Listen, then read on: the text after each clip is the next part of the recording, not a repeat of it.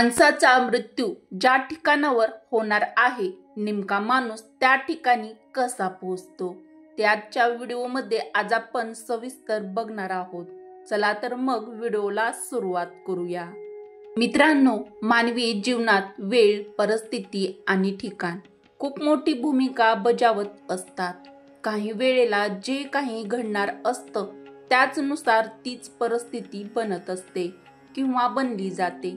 आज मी तुम्हाला सांगणार आहे की ज्यांचा मृत्यू म्हणजेच ज्या मनुष्याचा मृत्यू होणार असतो त्याची परिस्थिती कशी तयार होते या संबंधी मी तुम्हाला एक छान कथा सांगणार आहे।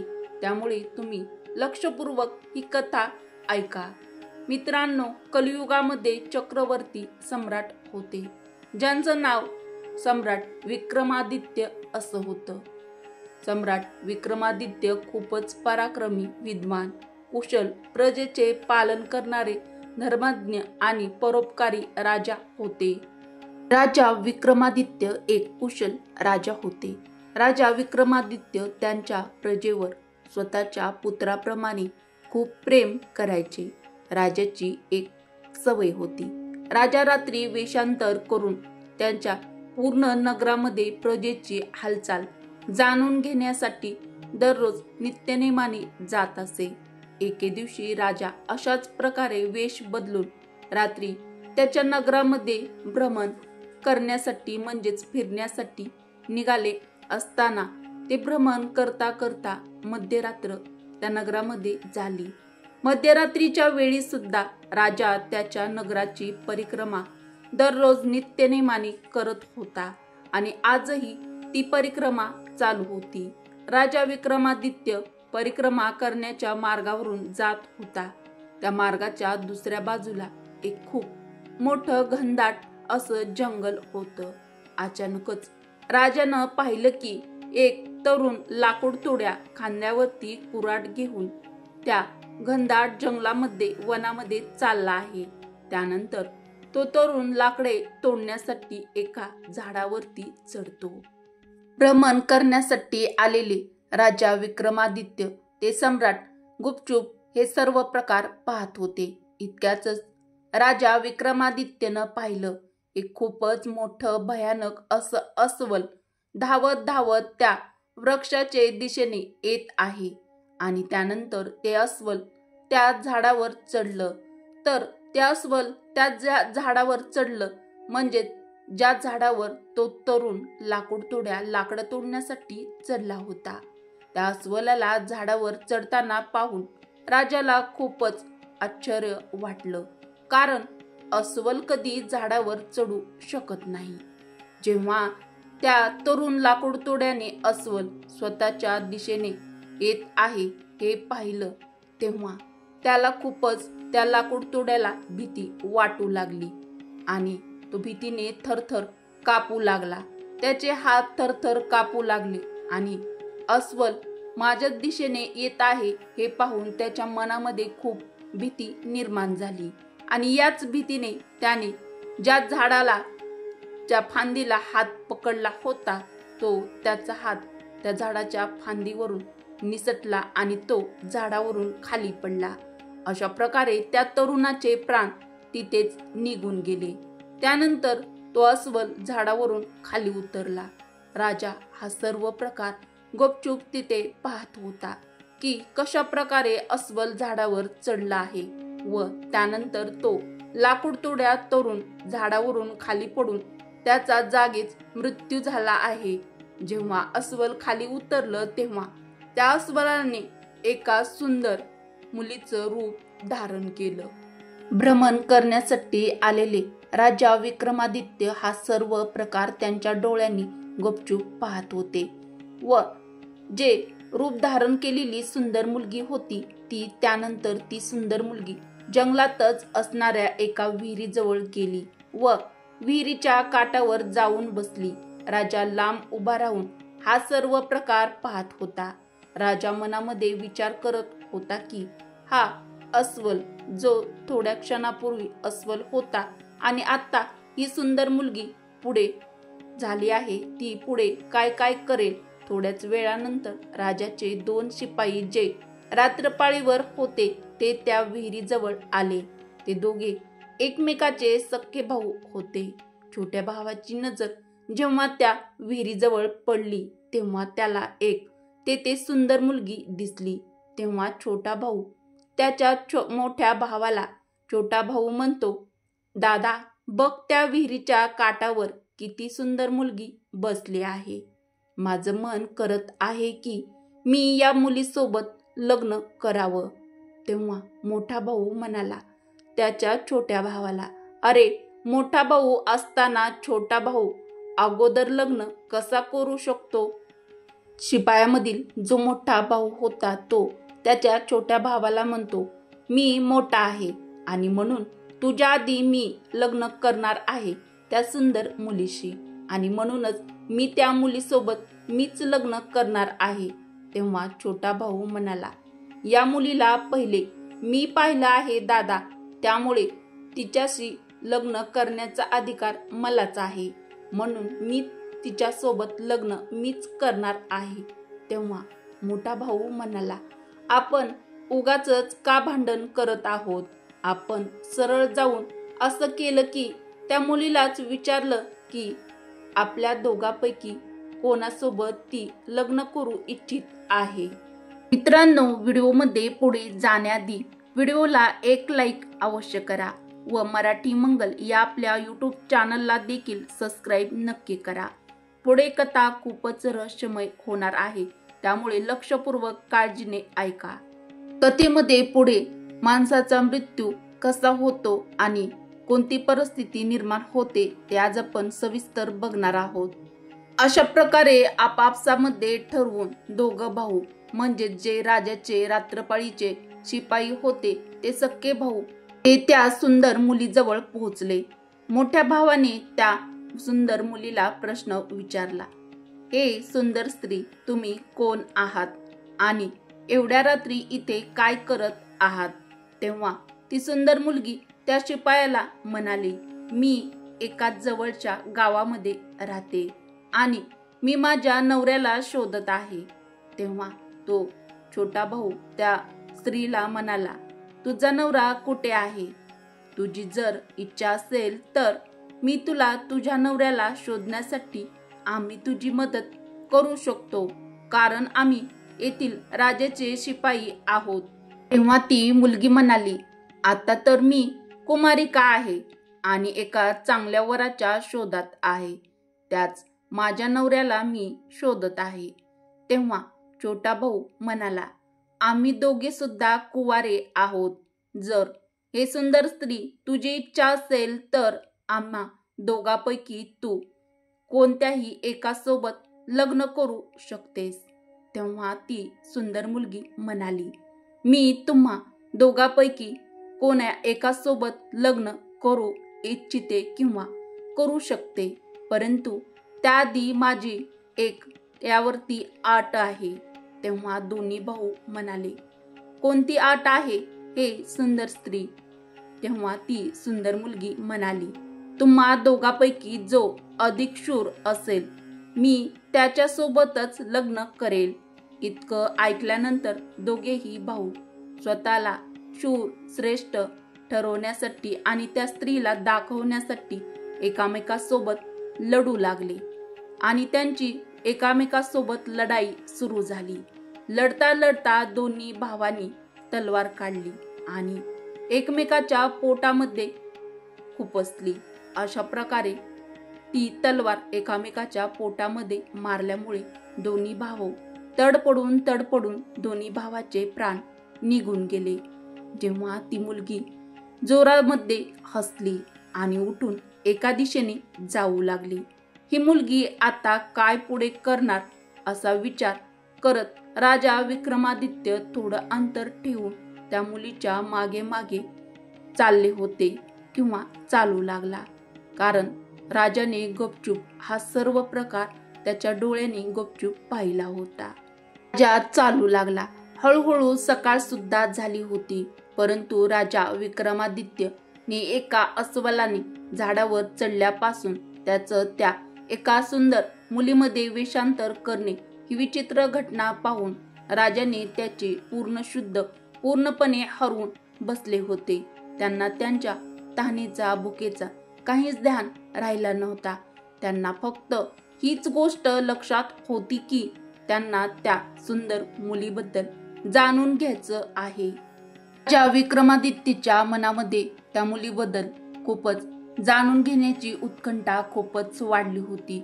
कारण राजाने त्याच्या डोळ्यांनी अस्वलापासून सुंदर स्त्रीमध्ये रूपांतर होण्याचा हा सर्व प्रकार त्याच्या डोळ्याने पाहिला होता. त्यामुळे राजा त्या मुलीपासून ठराविक अंतर ठेवून तिच्या मागे मागे चालला होता. जवळजवळ 200-300 पावले पुढे चालल्यानंतर राजाच्या आश्चर्याला ठिकाणाच राहिला नाही. कारण ती सुंदर मुलगी बघता बघता एक विषारी नागामध्ये पुन्हा बदलली होती. आता तो विषारी नाग खूपच जोराने पुढे पुढे सरकत होता. काही दूर गेल्यानंतर समोर एक नदी होती.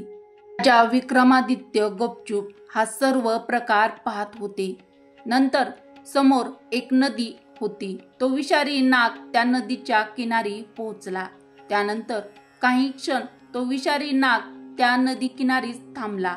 राजा हा सर्व प्रकार लांबून गपचूपपणे पाहत होता.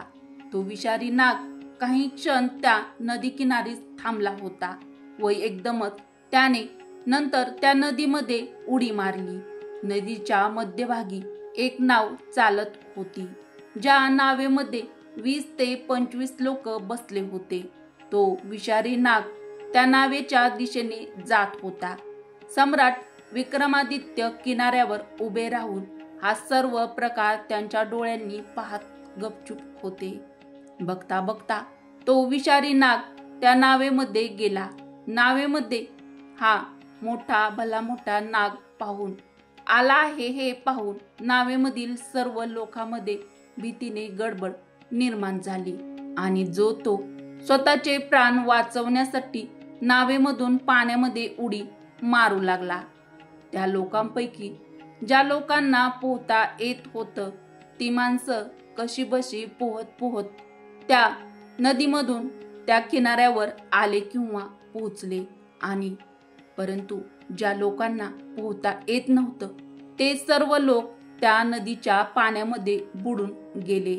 थोड्या वेळानंतर तो नाग नदीतून बाहेर निघाला आणि नदीच्या किनाऱ्यावरून तो विषारी नाग जोराजोरामध्ये पुढे पुढे सरकू लागला. सम्राट विक्रमादित्य त्या नागाच्या मागे मागे गपचूप चालले होते. काही दूर गेल्यानंतर राजा विक्रमादित्य यांना पुन्हा एकदा आश्चर्याचा मोठा धक्का बसला.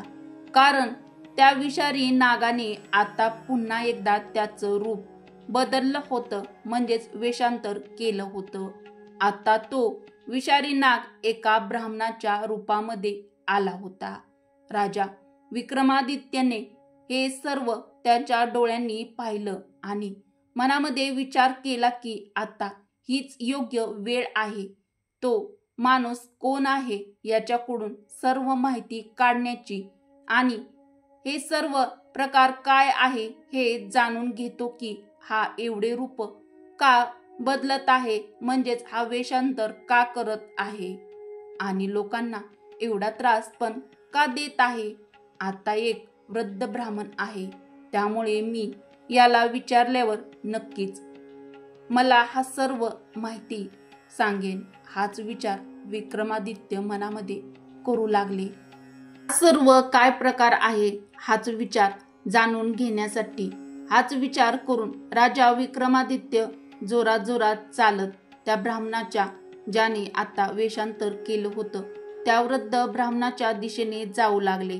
राजा त्याची पावलं भराभर टाकत होता. कसेही करून राजाला त्या वृद्ध ब्राह्मणाजवळ पोहोचू इच्छित होता. थोड्या वेळानंतर राजा त्या ब्राह्मणाजवळ पोहोचला आणि त्या ब्राह्मणाला हात जोडून प्रणाम केला. त्या वृद्ध ब्राह्मणाने राजाला आशीर्वाद दिला. रहस्यमय कथेमध्ये पुढे जाण्याआधी तुम्ही स्वामी समर्थ महाराज यांची मनापासून भक्ती करत असाल तर कमेंट बॉक्समध्ये श्री स्वामी समर्थ नक्की लिहा किंवा तुम्ही जय श्रीकृष्ण सुद्धा लिहू शकता. राजा विक्रमादित्यने ब्राह्मणाला विचारलं, तुम्ही कोण आहात? तेव्हा तो ब्राह्मण म्हणाला, तुला दिसत नाही का मी एक ब्राह्मण आहे? तेव्हा राजा विक्रमादित्य म्हणाला, तुम्ही खोटे बोलत आहात, तुम्ही ब्राह्मण नाहीत. तेव्हा तो ब्राह्मण म्हणाला, मग तूच सांग मी कोण आहे? तेव्हा राजा विक्रमादित्य म्हणाला, तू नाहीस जे दिसत आहेस. ब्राह्मण म्हणाला, मी जो कोणीही असो, तुला त्याच्याशी काय देणं घेणं आहे? तू तुझ्या कामाशी काम ठेव. तो वृद्ध ब्राह्मण राजा विक्रमादित्यला म्हणाला, तुझा रास्ता बघ. राजा म्हणाला, सत्य काय आहे हे जाणून घेतल्याशिवाय मी तुझा पाठलाग काही सोडणार नाही. तेव्हा तुम्हाला काय सत्य आहे ते मला सांगावेच लागेल. तेव्हा तो वृद्ध ब्राह्मण म्हणाला, मी तुला सांगितले तर आहे की मी एक ब्राह्मण आहे. तेव्हा राजा विक्रमादित्य म्हणाले, तुम्ही माझ्याशी खोटे बोलत आहात, तुम्ही माझ्याशी खोटं बोलू शकत नाहीत. असं राजा विक्रमादित्य त्या ब्राह्मणाला म्हणतो, मला तुमच्याबद्दल सर्व काही माहीत आहे. मी तुमचा तेव्हापासून पाठलाग करत आहे जेव्हापासून तुम्ही एका अस्वल बनला होता. त्यावेळेस तुम्ही त्या एका तरुण लाकूड तोड्याला त्या जंगलामध्ये मारलं.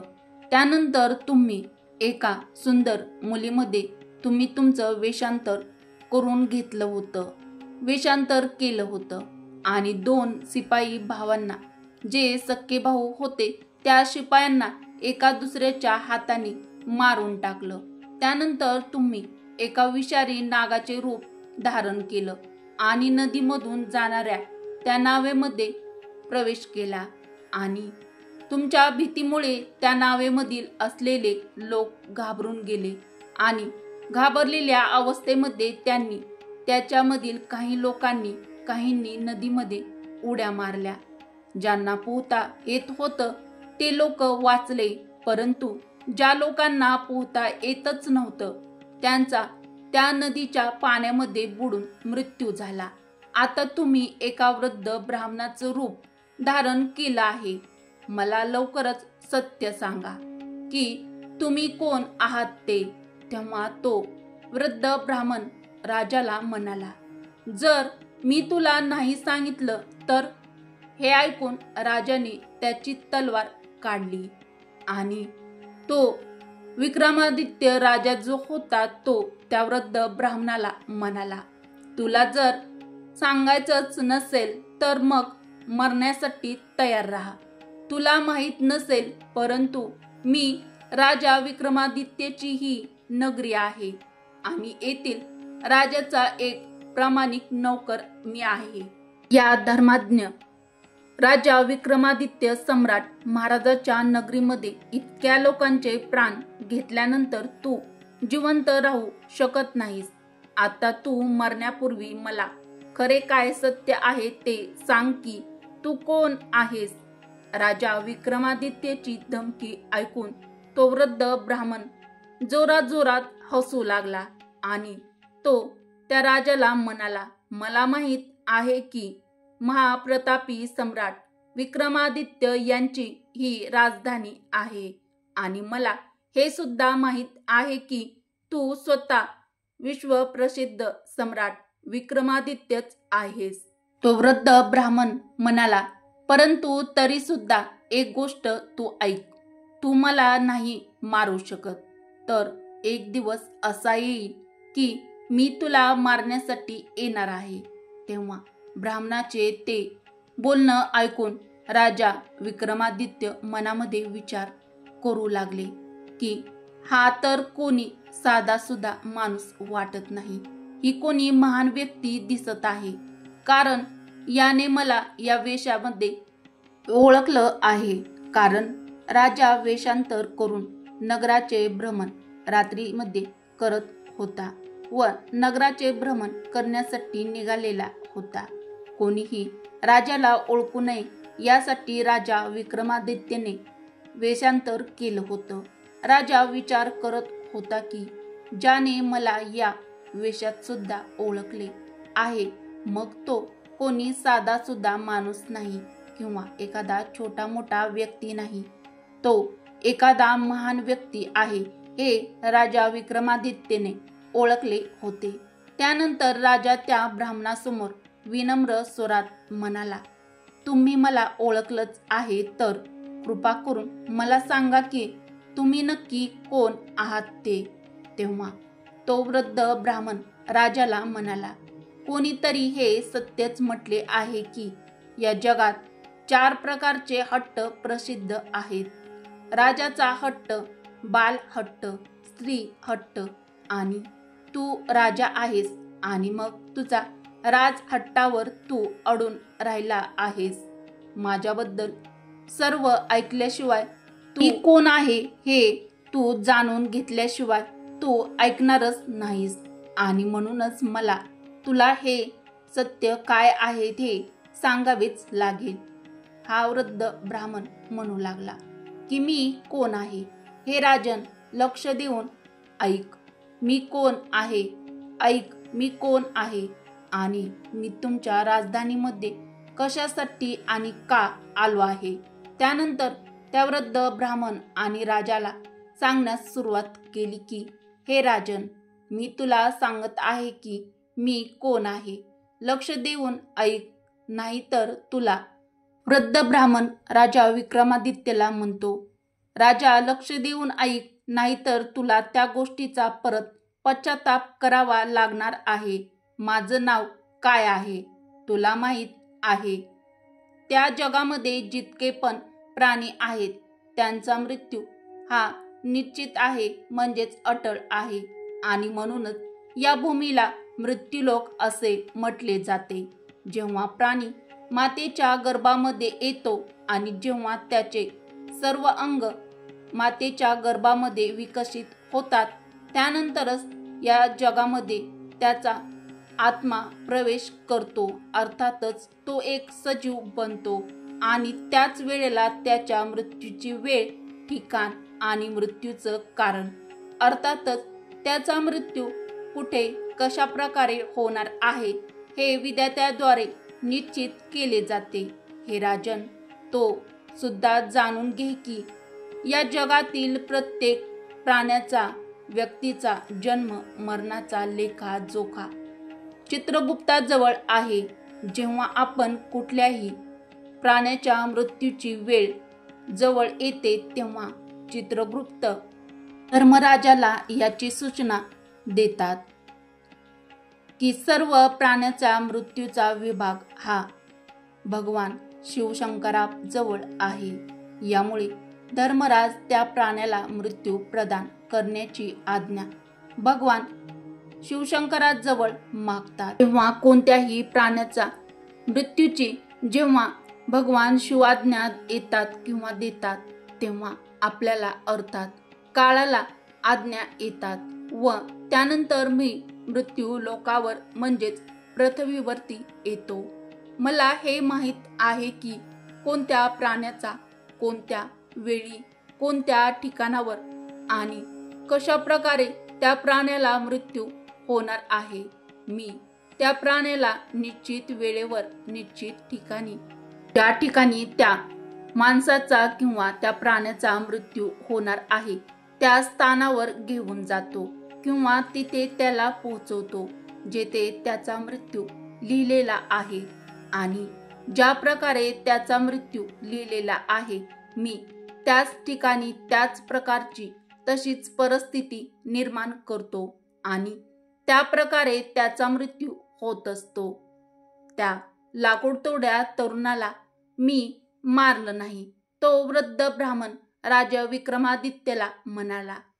त्या वृद्ध ब्राह्मणाला राजा विक्रमादित्य म्हणाले, तू पुन्हा खोटं माझ्याशी बोलत आहेस. मी स्वतःच्या माझ्या डोळ्यांनी पाहिलं आहे की त्या लाकूडतोड्या तरुणाच्या मृत्यूचे कारण तूच आहेस. तेव्हा तो वृद्ध ब्राह्मण राजाला म्हणाला, तरुणाचा मृत्यू झाडावरून खाली पडल्यामुळे म्हणजेच झाडाची फांदी हातातून सुटल्यामुळे झाला आहे.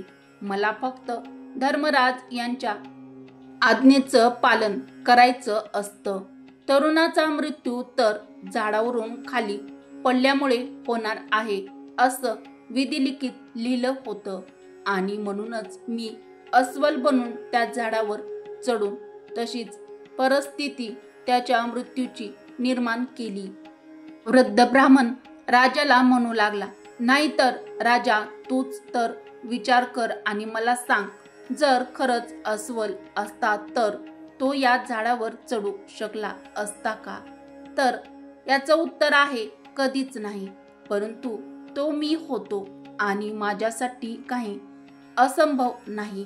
आता त्या शिपाई भावाबद्दल बोलायचं झालं तर त्यांना सुद्धा मी मारलं नाही. त्यांचा मृत्यू एकमेकाच्या हाताने लिहिलेला होता आणि तो विधिलिखित होता आणि म्हणूनच मला एका सुंदर मुलीचं रूप धारण करावं लागलं. तो वृद्ध ब्राह्मण राजा विक्रमादित्यला सांगू लागला, नावेमध्ये सवार काही लोकांचा मृत्यू पाण्यामध्ये बुडून होणार आहे असं विधिलिखित लिहिलं होतं आणि म्हणूनच मला एका विषारी नागाचे रूप धारण करावं लागलं आहे.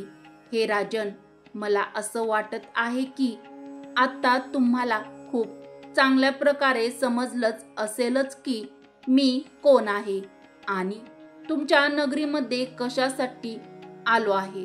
आणि तुम्हाला जर समजलंच असेल की वेळ, ठिकाण आणि परिस्थिती या जगातील प्राण्यांच्या जीवनात वृद्ध ब्राह्मणाचं हे सर्व बोलणं असतात. राजा विक्रमादित्य पूर्ण लक्ष देऊन ऐकत होते.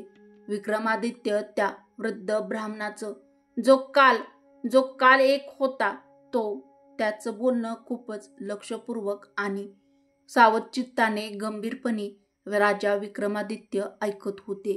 तो काळ म्हणू लागला, हे राजन, आता मी चाललो आहे.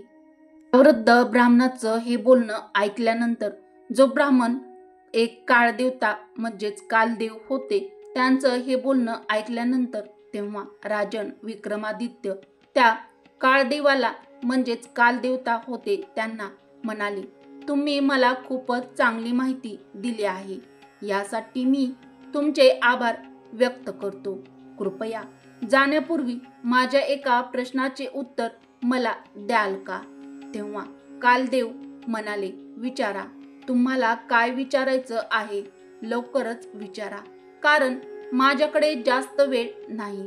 तेव्हा राजा विक्रमादित्य त्या काळदेवाला म्हणाले, कृपा करून मला हे सांगा की माझा मृत्यू केव्हा, कुठल्या ठिकाणावर आणि कशा प्रकारे होणार आहे. हे राजा विक्रमादित्य त्या कालदेवाला विचारू लागले. तेव्हा कालदेव म्हणाले, हे राजन, मी तुम्हाला हे तर सांगू शकतो की तुमचा मृत्यू कुठे व कशा प्रकारे होणार आहे, परंतु हे सांगू शकत नाही की तुमचा मृत्यू कधी होणार आहे. राजा विक्रमादित्य त्या काळदेवाला म्हणाले, हे कालदेव, मृत्यूची वेळ सांगण्यात तुम्हाला काय अडचण आहे? तेव्हा काळदेव म्हणाले, हे राजन, जर मी तुम्हाला आधीच तुमच्या मृत्यूची वेळ जर तुम्हाला सांगितली तर तुम्ही याच वेळेपासून चिंतित होऊन जाल आणि तुम्हाला माहीतच आहे की चिंता ही चितेसमान असते. काळदेव आता राजाला म्हणू लागले, हे राजा, ही तर तुमच्या शासन काळामध्ये तुम्हाला खूप साऱ्या जनतेचे कल्याण करायचे आहे. त्यानंतर राजा विक्रमादित्य म्हणाले, ठीक आहे काळदेव, वेळ नाही तर मला हे तरी सांगा की माझा मृत्यू कुठे आणि कशा प्रकारे होणार आहे ते. तेव्हा कालदेव म्हणाले, ऐक राजन, तुझा मृत्यू तुझ्याच महालामध्ये शिड्यावरून पाय घसरून पडल्यामुळे म्हणजेच पाय घसरल्यामुळे होणार आहे. इतकं म्हणून तो वृद्ध ब्राह्मण जे काळदेव होते ते काळदेव च्या विक्रमादित्य पासून त्या क्षणी त्यापासून दूर जाऊ लागले आणि काही अंतर गेल्यानंतर ते तेथूनच काळदेव अदृश्य झाले. आता सूर्यास्त सुद्धा झाला होता आणि चारही बाजूला पूर्ण अंधार झाला होता. राजा विक्रमादित्य आता शारीरिक आणि मानसिक दृष्ट्या देखील पूर्णपणे थकले होते. मनामध्ये हे विचार करत होते की ते जोरात जोरात चालत चालत त्यांच्या महालाच्या दिशेने जाऊ लागले. आता राजा विक्रमादित्य त्यांच्या महालामध्ये विचार करत करत पोहोचले होते. ज्या प्रकारे त्या वृद्ध ब्राह्मणाने, जो एक काळदेवता होता, त्याने जसं सांगितलं होतं की राजा विक्रमादित्य, तुझा मृत्यू शिड्यावरून पाय घसरल्यामुळे होणार आहे, तशाच प्रकारे राजा विक्रमादित्य यांचा मृत्यू झाला. मित्रांनो, तुम्हाला आजची ही रहस्यमय आध्यात्मिक कथा आवडली असेल तर व्हिडिओला लाईक करायला विसरू नका व तुमच्या मित्र परिवारासोबत, बहिणींसोबत हा व्हिडिओ नक्की शेअर देखील करा. तसेच मराठी मंगल या आपल्या मराठमोळ्या यूट्यूब चॅनलला सबस्क्राईब करायला देखील अजिबात विसरू नका. परत भेटू अशाच एखाद्या छानशा आध्यात्मिक विषयासह. तो शेवटपर्यंत पूर्ण पाहिल्याबद्दल तुमचे मनापासून धन्यवाद. जय स्वामी समर्थ. जय श्री हरी.